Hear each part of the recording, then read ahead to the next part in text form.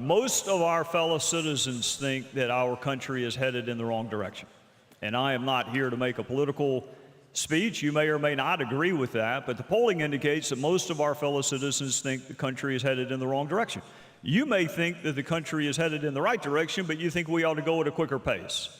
So what I want to share with you this morning is equally applicable no matter what. If my people who are called by my name shall humble themselves and pray and seek my face and turn from their wicked ways, then I will hear from heaven and forgive their sin and heal their land. The first time I saw that passage, it was sent to me by a friend of Pastor Hamlet's and mine, Dr. Ed Young in Houston, Texas, sent that to me, and my eyes immediately went to the very first part of that verse. If my people. That verse is directed to the very same people who founded and defended and furthered and nurtured this country. It is directed to you. And I want you to do something for me. I want you to think right now, in your own lifetime, has the influence of the government gone up or down, and has the influence of the church gone up or down? Because from where my vantage point, the influence of the government is going up and the influence of the church is going down. I want you to read something. I want you to read something called the Million Dialogue. And it's a conversation, it's a dialogue between the people, the millions, the people from Milos, and the Athenians. They were about to wage war against each other. Athens was huge and powerful. The millions were small. And there's a dialogue, it's a debate between the Athenians and the millions. And the millions were having to decide whether or not to surrender and capitulate or whether or not to fight, even though they knew they were going to lose. There was no way the millions could beat the Athenians. Every commonsensical notion told them to surrender or partner with the Athenians. So there's the dialogue back and forth. The millions were pure. The millions were idealistic. And then the millions were destroyed. What do you believe in enough to lose? What do you believe in enough that you would march forward even if you knew that you were marching forward to a certain defeat? I want you to read the Million Dialogue. It's short. I made every employee at the district attorney's office read it. And then I asked them two questions. Which do you value more, truth or freedom?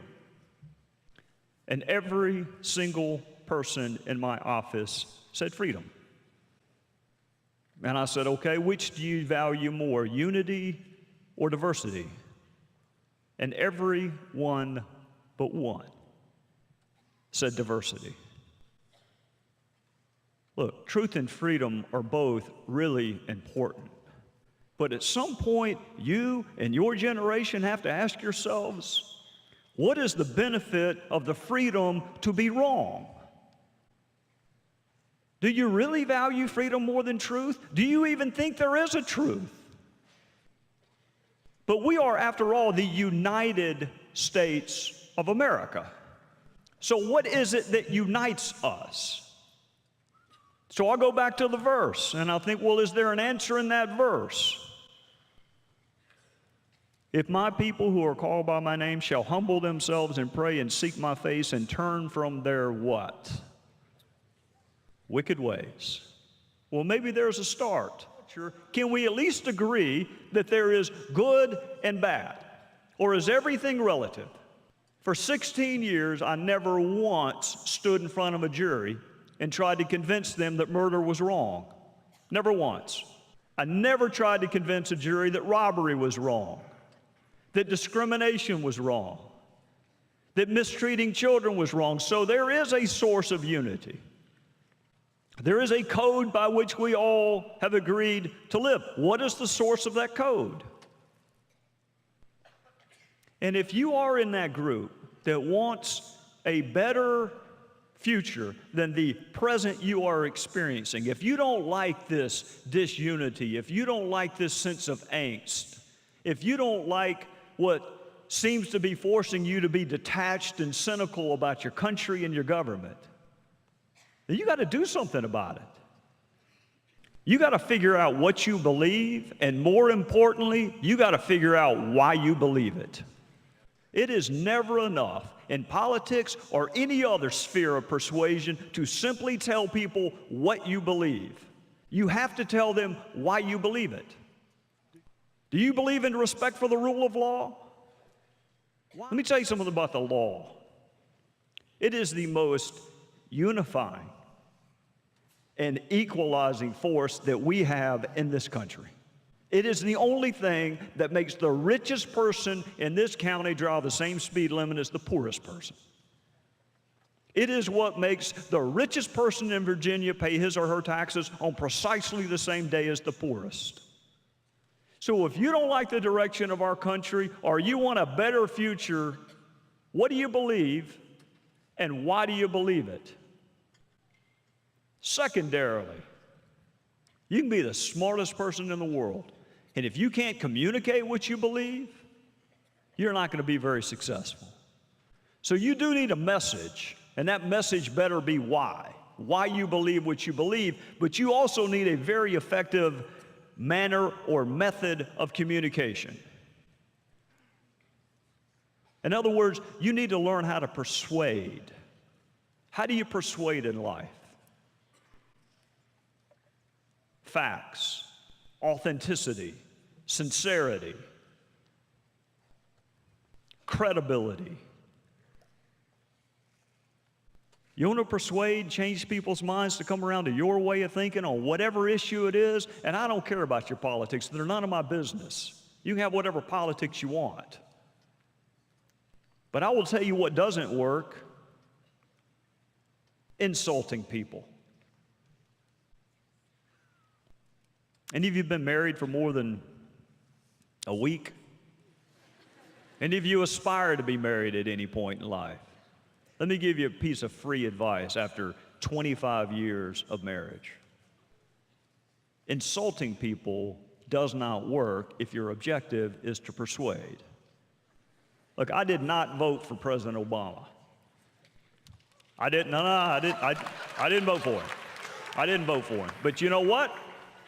A majority of my fellow citizens did. So when I see a bumper sticker that says, don't blame me, I didn't vote for the idiot, do you think that's persuasive? Do you think anybody that voted for President Obama is going to be persuaded, yeah, maybe I possibly made a mistake because this person called me an idiot? Life doesn't work that way. You know what happens when you're insulted? You become even more dogmatic in holding your incorrect belief than you were before you were insulted. So if your goal is to persuade, you shouldn't be insulting people. Let me tell you what else doesn't work. Hypocrisy. Telling other people how to live their lives, but you live your life a different way. You want to persuade people? Hypocrisy doesn't work. Insults don't work. What does work? A relationship. The person has to know that you care about them.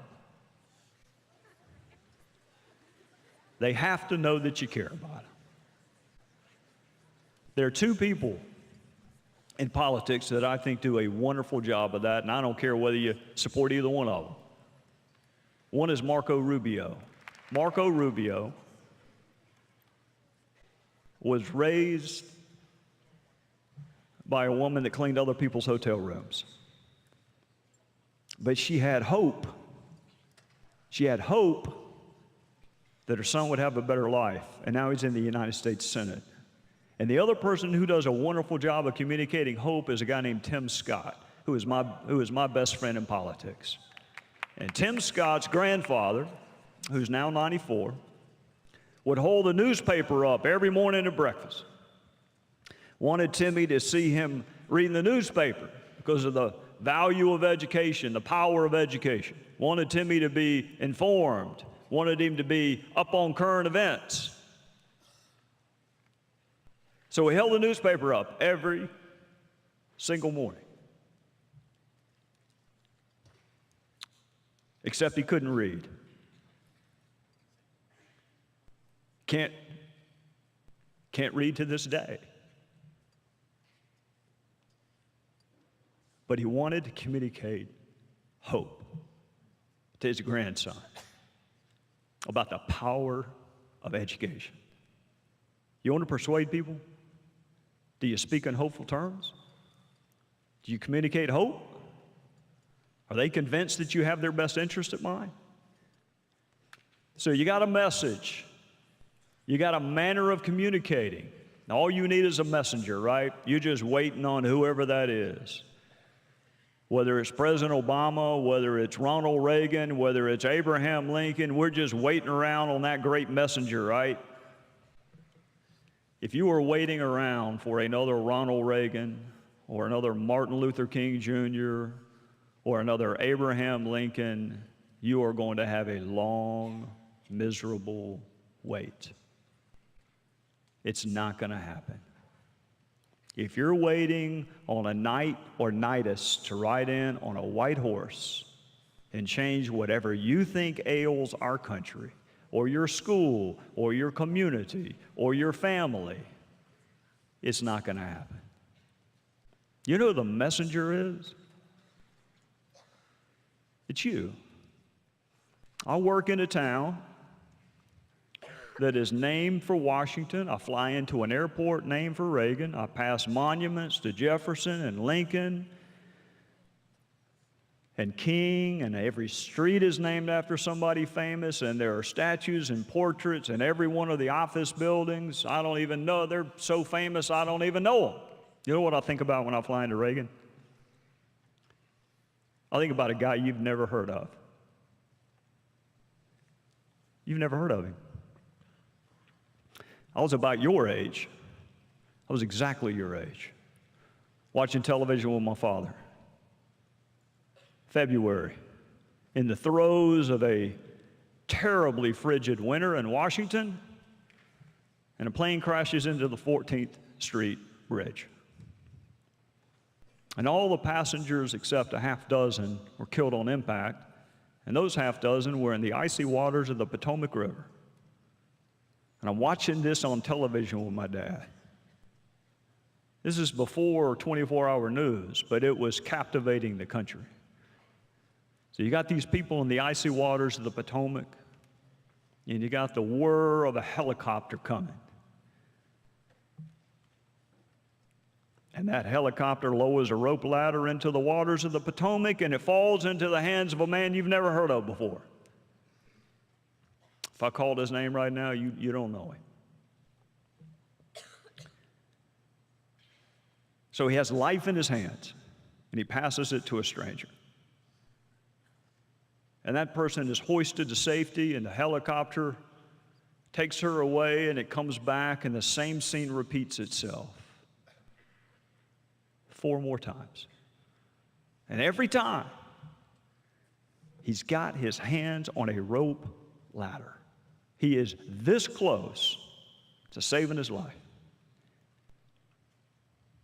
And every single time, he passes it to a stranger. Not his wife, not his daughter, not his best friend, a stranger. And when the helicopter came back for him,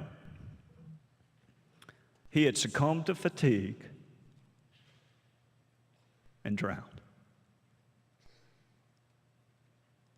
His name was Arlen Williams. I'm not asking you to be Reagan. I'm not asking you to be Lincoln. I'm just asking you to live a quiet life of conviction and virtue and actually live out what you profess to believe. And if you can do that, you'll be a leader, you'll be persuasive, and your generation will get this country headed back in the direction that you want it to be in.